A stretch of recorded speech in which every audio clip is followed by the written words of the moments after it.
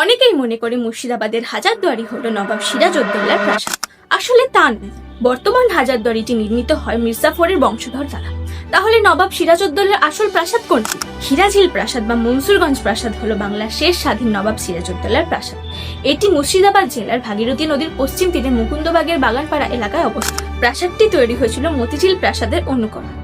নবাবের উপাধি মনসুর উল মুলক অনুসারে প্রাসাদটির নাম হয়েছিল মনসুরগঞ্জ প্রাসাদ। প্রাসাদের পাশে ছিল একটা ঝিল।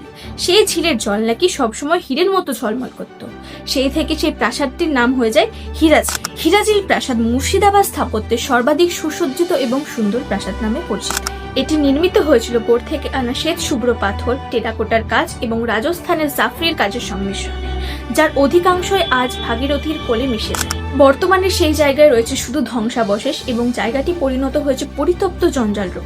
প্রাসাদের মধ্যে থাকা সোনা, হীরা, জহরত, চুনি, পান্না সবই বাটোয়ারা হয়ে যায় ইংরেজদের মধ্যে। বাংলার শেষ স্বাধীন নবাব সিরাজউদ্দৌলার সেই স্বাদের প্রাসাদটিকে টিকিয়ে রাখতে আজ পথে নেমেছেন সেখানকার স্থানীয় বাসিন্দারা। সেই আন্দোলনে সঙ্গী হয়েছে নিহত নবাবের বংশধরেরা।